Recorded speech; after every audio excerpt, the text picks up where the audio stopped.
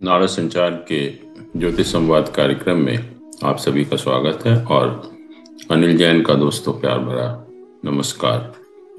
आजकल जैसा हम जानते हैं कि जैन धर्म के लोग 10 लक्षण पर्व मना रहे हैं और हिंदू धर्म में भगवान गणेश का महोत्सव मनाया जा रहा है। लेकिन आने वाले सप्ताह में एक बहुत ही जो भारतीय संस्कृति का अद्भुत महापर्व है जिसको हम पितृपक्ष कहते हैं, वो मनाने हम जा रहे हैं। यह पर्व भाद्रपद मास की पूर्णिमा से शुरू होकर अश्विन मास की अमावस्या तक मनाया जाता है और इस वर्ष इसकी शुरुआत 29 सितंबर भाद्रपद मास की पूर्णिमा से शुरुआत होगी तथा 14 अक्टूबर अश्विन मास की जो अमावस्या है उसको सर्व पितृ श्राद्ध से इसकी समाप्ति होगी। भारत में दीपावली 5 दिन, नवरात्रि 9 दिन, गणेश उत्सव 10 दिन, लेकिन पितृपक्ष पूरे 16 दिन का उत्सव है। शास्त्रों में इसे महालय कहा गया। महा का अर्थ होता है उत्सव और आलय का अर्थ है घर। या समझिए कि हमारे घर में अतिथि का आगमन होता है और हम कितने प्रसन्न होते हैं, कितनी श्रद्धा से उसका सत्कार करते हैं और कितने उत्साह से नाना प्रकार के व्यंजन बनाकर अतिथि को परोसते हैं। श्राद्ध पक्ष में हमारे पूर्वज हमारे घर पधारते हैं। हमारे वे पूर्वज जिन्होंने हमें जन्म दिया, जीवन दिया, ज्ञान और संस्कार दिए और हमें अपनी सत्ता दी, जिससे हमारा आज अस्तित्व है। जब वे पधारते हैं तो क्यों ना हमारे घर में उत्सव होगा। मान्यता यह है कि श्राद्ध करने से मृत आत्माओं को पूर्ण शांति मिलती है तथा पूर्वज अपने वंशजों को मनवांछित फल देते हैं। हिंदू धर्म में पितृपक्ष में माता पिता अथवा पूर्वजों के प्रति तर्पण करके श्रद्धा व्यक्त की जाती है। यह उत्सव ही तो है हमारे दिवंगत पूर्वजों के आगमन का, जो देह त्याग के बाद पितृलोक के वासी हैं। श्राद्ध का तर्पण करने हमारे घर हमारे वंशजों के पास आते हैं। अब यह दिवंगत पूर्वजों से जुड़ा पर्व है तो कदाचित शायद हमने इसीलिए इसे आने अनजाने में शोक और अशुभ मान लिया है। वास्तविकता तो यह है कि इससे अद्भुत हमारे हिंदू धर्म में कोई पर्व नहीं है।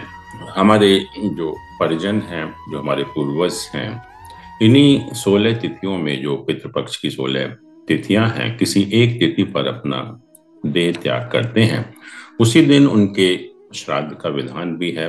उदाहरण के लिए अगर किसी परिजन का स्वर्गवास एकादशी को हुआ है तो उसका श्राद्ध भी एकादशी के दिन मनाया जाता है। और ये भी कहा जाता है कि अगर माता पिता दोनों ही नहीं हैं तो पिता का श्राद्ध अमावस्या के दिन और माता का नवमी के दिन किया जाता है। और जिन लोगों की अकाल मृत्यु होती है उनका श्राद्ध चतुर्दशी के दिन होता है। और जो व्यक्ति अपने जीवन काल में साधु सन्यासी बन जाते हैं उनका श्राद्ध द्वादशी के दिन किया जाता है। और जिन लोगों को अपने पितरों के मरने की तिथि याद नहीं रहती उनका श्राद्ध अमावस्या के दिन किया जाता है, जिसके कारण अमावस्या को सर्व पितृ श्राद्ध भी कहा जाता है। और ज्योतिष शास्त्र में आप देखेंगे कि जब हम किसी भी ज्योतिषी के पास जाते हैं तो अक्सर कहा जाता है कि आपकी जन्म कुंडली में पितृदोष है।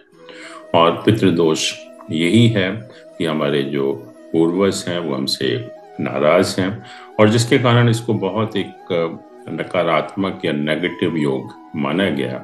और कहते हैं कि हमारी लाइफ में बहुत तरह की समस्याएं आती हैं अगर पितृदोष अगर किसी की जन्म कुंडली में होता है। तो हमारे लिए जो पितरों की शांति और तर्पण करने से इस दोष की पूर्णतः शांति हो जाती है। तो ये बहुत एक अच्छा अवसर है उन सभी लोगों के लिए जिनकी जन्म कुंडली में पितृदोष है। अगर ब्रह्म पुराण, कर्म पुराण, गरुड़ पुराण, मार्कंडेय पुराण में श्राद्ध के महत्व की चर्चा भी की गई है।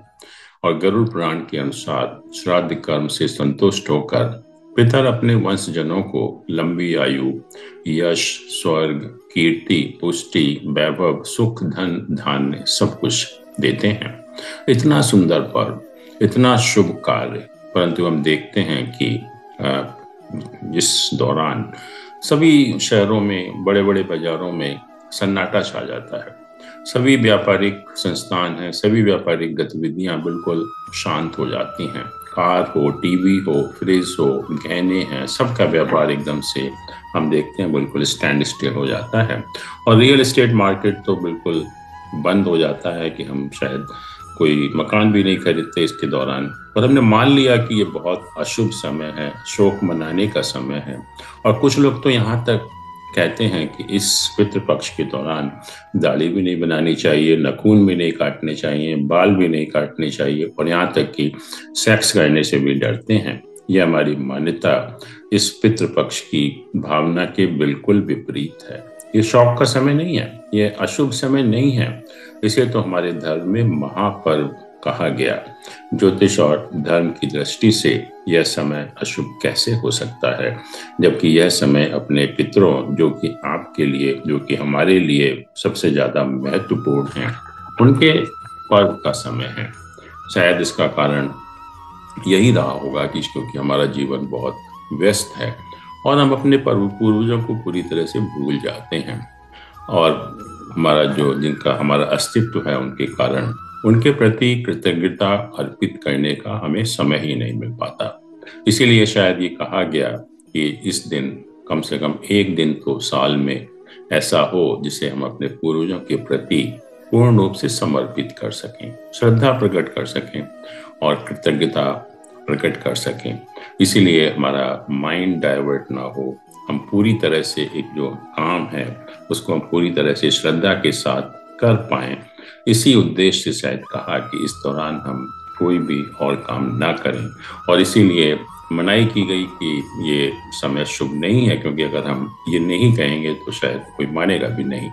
लेकिन वास्तविकता तो यह है कि पूरे विश्व में हर धर्म और जाति में अलग अलग प्रथाएं हैं जो अपने पूर्वजों के प्रति कृतज्ञता प्रकट करने की। और श्राद्ध भी हम एक ही दिन करते हैं, या कुछ धर्म के लोग श्राद्ध को मानते भी नहीं हैं। तो नेचुरली वो हम अपने जीवन के सभी सामान्य कार्य पितृपक्ष के दौरान कर सकते हैं। और खासतौर से एक दिन को छोड़कर जो लोग पितृपक्ष में अपने पितरों के प्रति कृतज्ञता भी प्रकट करते हैं, तो उस दिन के अलावा अगर हम बाकी दिन कोई भी अगर हम काम करेंगे तो हम लोगों के हिसाब से वो अशुभ समय नहीं हो सकता। तो इसलिए इस दौरान पूरा जो हमारी व्यापारिक गतिविधियां हैं पूरी तरह से बंद हो जाती हैं। उसका कोई औचित्य नहीं है, और ना ही ये ज्योतिष के पॉइंट ऑफ व्यू से या धर्म के पॉइंट ऑफ व्यू से ये अशुभ समय माना गया। तो इसी के साथ दोस्तों हम आज का प्रोग्राम समाप्त करते हैं। अगले हफ्ते फिर आपसे मुलाकात होगी। थैंक यू, धन्यवाद।